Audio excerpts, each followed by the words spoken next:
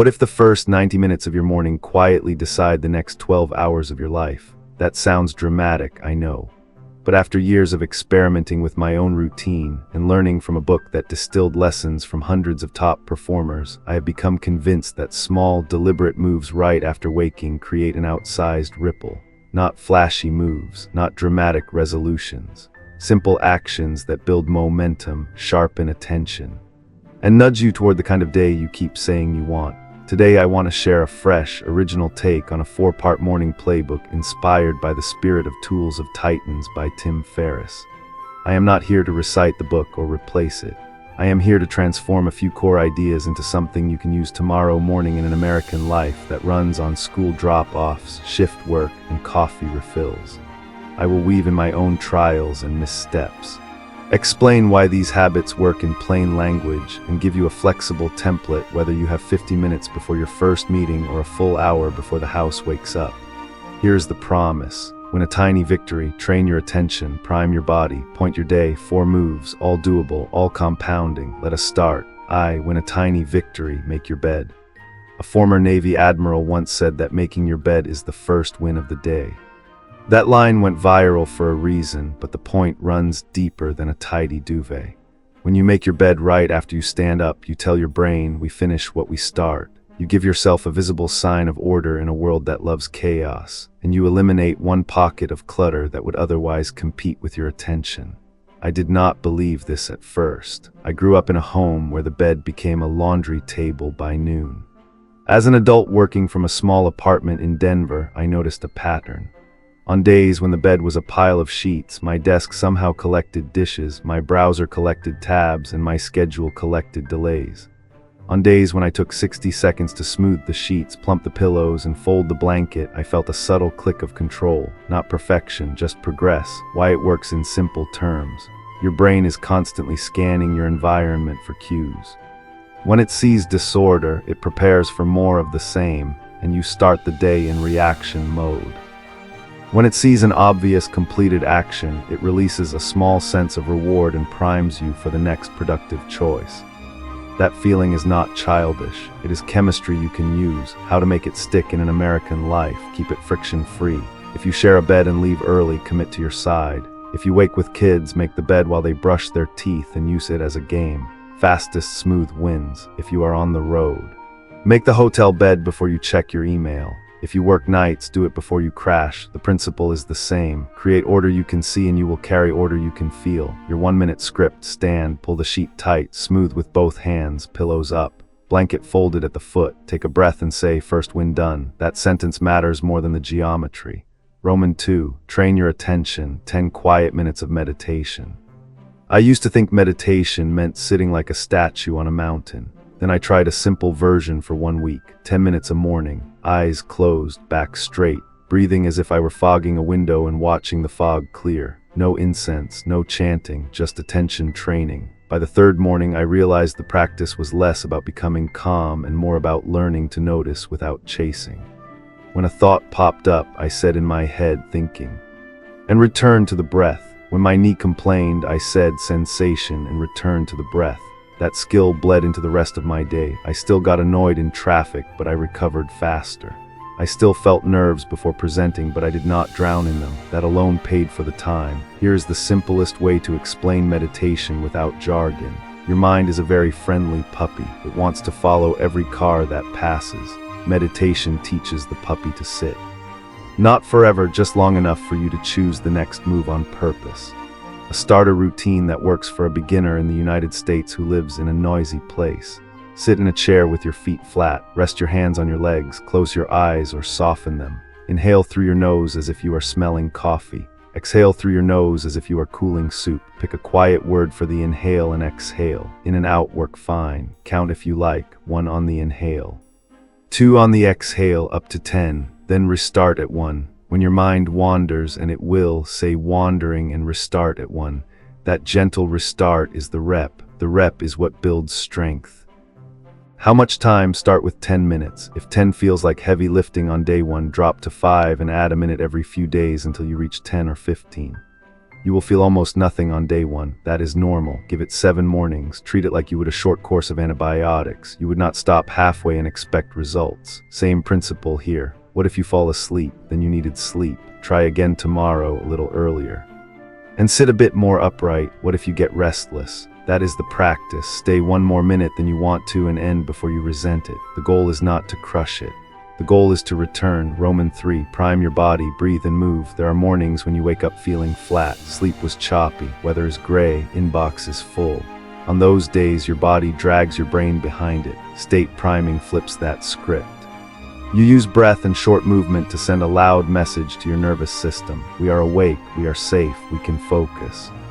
A simple breathing pattern you can try today is the 1-4-2 ratio. Breathe in, hold, breathe out. The count scale to your lungs. If you are new, try this. Inhale for a count of 4, hold for a count of 4 times 4, that is 16. Exhale for a count of 8. Repeat 3 to 5 rounds, keep it smooth, no straining.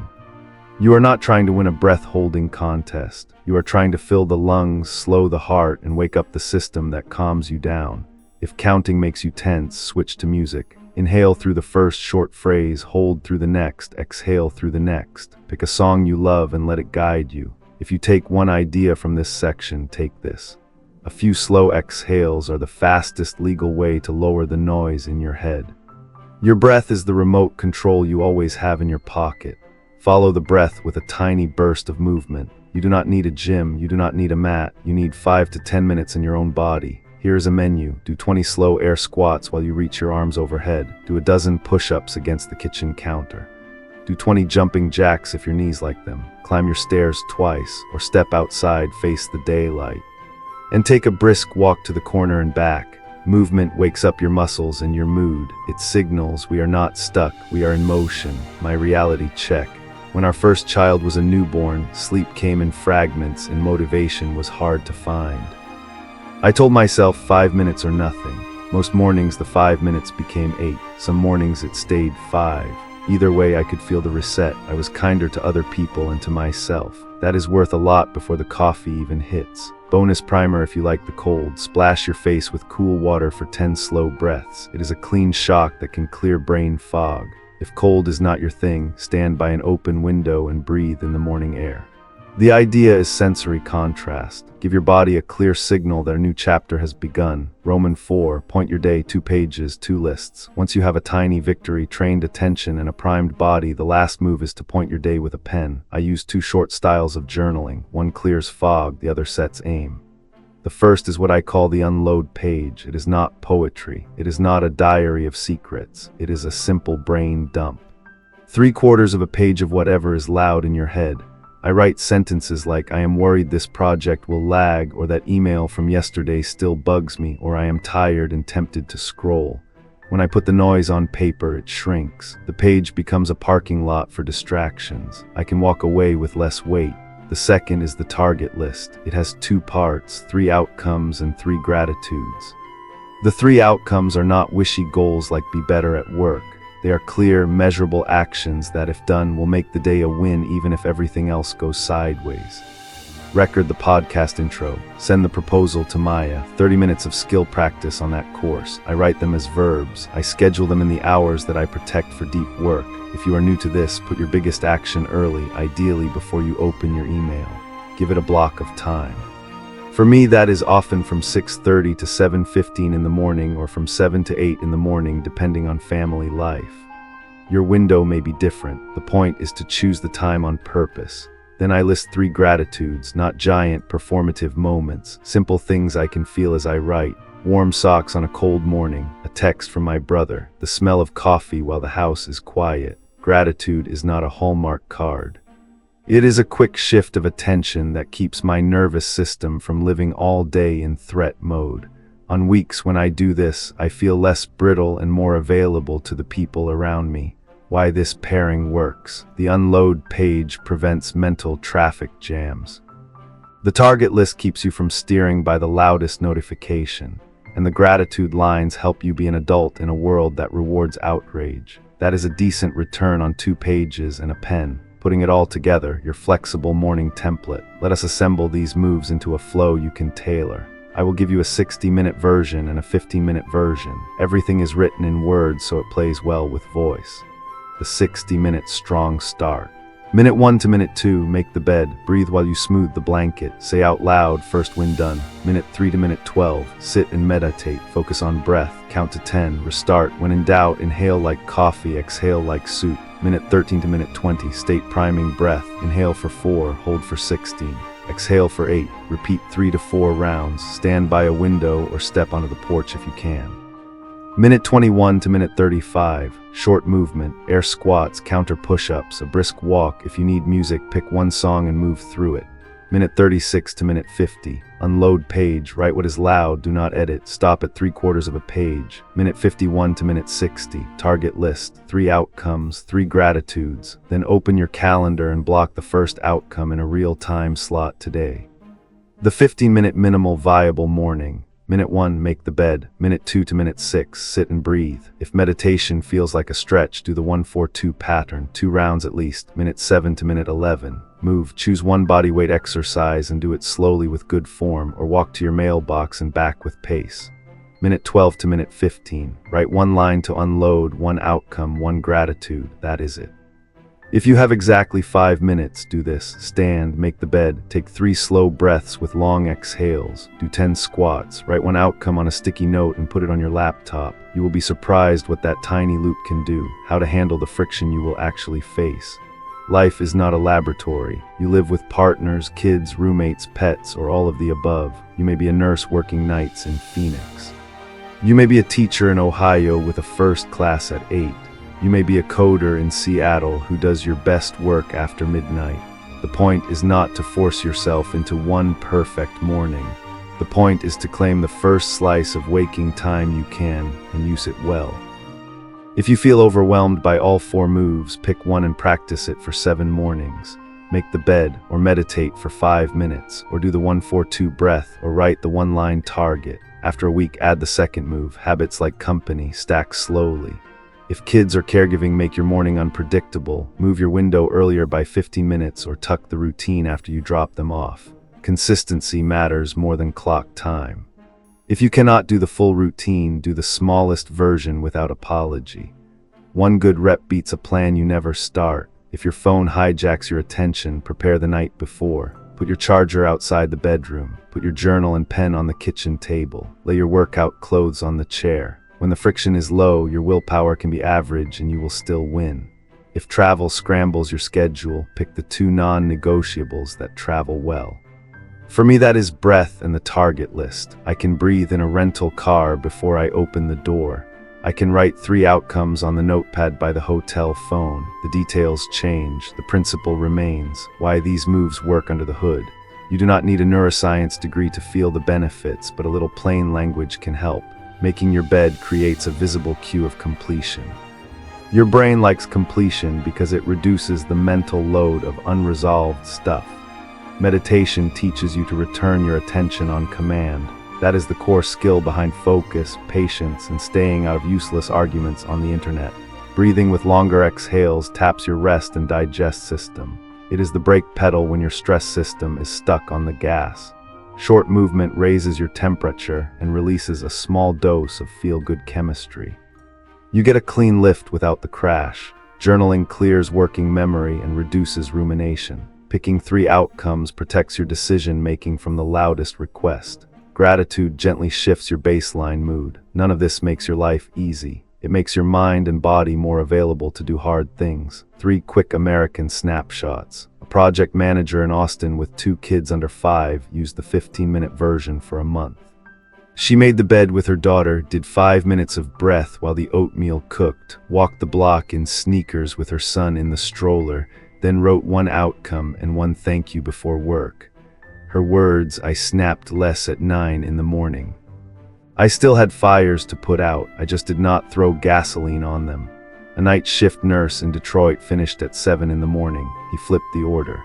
He wrote his unload page in the parking lot, breathed with the 1-4-2 count in the car with the seat reclined, did 10 slow squats by the bed at home, then made the bed right before he slipped into it. He called it closing his day on purpose. He said it made him feel like a person, not a machine. A grad student in North Carolina with a small budget but big goals used the target list to carve out 2 deep work blocks a day. One from 6:30 to 7:30 in the morning at the campus library. One from 5 to 6 in the evening at a coffee shop. She made the bed, breathed, walked to the library, and wrote 3 outcomes on a sticky note. Her scholarship application got sent on time for the first time in years. Common questions I get. Do I have to wake before the sun? No. If you love early mornings, great. If you do not, pick the first slice of waking time you actually control. The method is about sequence and quality, not hero hours. What if I try meditation and hate it? Switch the order. Move first, then sit for 3 minutes and do nothing but breathe. If you still hate it after 7 mornings, do breathe work only. The benefit is the trained return of attention. You can build that with breath, with prayer, or with a mindful walk to the end of your street. What if gratitude feels fake when things are hard? Start smaller. Do not write "I am grateful for my life" if that feels untrue today. Write "I am grateful for a hot shower or the smell of toast." We are retraining your focus, not ignoring reality. What if I miss a day? You are human. Reset tomorrow. The cost of missing one day is small. The cost of the story "I am a failure" is huge. Break that story and resume. A 7-day challenge you can start tonight. Set your clothes out. Put a pen and paper on the table. Put your phone on Do Not Disturb and charge it outside your bedroom. When you wake, make your bed. Sit and breathe for 5 to 10 minutes. Move your body for 5 minutes. Write 1 unload paragraph, 3 outcomes, and 3 gratitudes. Do this for 7 mornings. Keep it light. Keep it honest. Notice how your afternoons feel. Notice how your evenings feel. Most of all, notice the subtle pride that comes from keeping a promise to yourself before other people need you. Personal proof and a confession. I wish I could tell you I execute my perfect routine every day. I do not. There are Tuesdays when my kid is sick and the dog throws up and the delivery arrives at the wrong time. But here is the change that matters. Even on the messy days, I can find one gear that moves me forward. I can make the bed and breathe twice as long on the exhale standing by the sink. I can write 1 clear outcome and schedule it for the first open block. That used to feel like nothing. Now it feels like agency. Agency grows, a word on fairness and originality. The morning ideas I have shared are inspired by a small slice of what you will find discussed by many high performers, including lessons captured in Tools of Titans. I have not copied passages or structure. I have taken the spirit and turned it into something new, layered with analysis, personal testing, and examples from American life. If a principle speaks to you, go read widely. Test boldly and keep what works. Your first morning blueprint in 1 breath. Win a tiny victory you can see. Train your attention so you can choose. Prime your body so your mind can listen. Point your day with a pen so you are not dragged by noise. Do it again tomorrow and the next day. That is how ordinary mornings build an extraordinary year. Let us land this plane. You and I cannot control everything that arrives in a day. But we can control the tone we set in the first stretch after waking. 1 minute of order, 10 minutes of presence, a handful of breaths, a small dose of movement, 2 honest pages. It is not glamorous, it is not complicated, it is powerful. Try it for 7 mornings and email yourself the difference you feel. My guess is that you will not want to go back.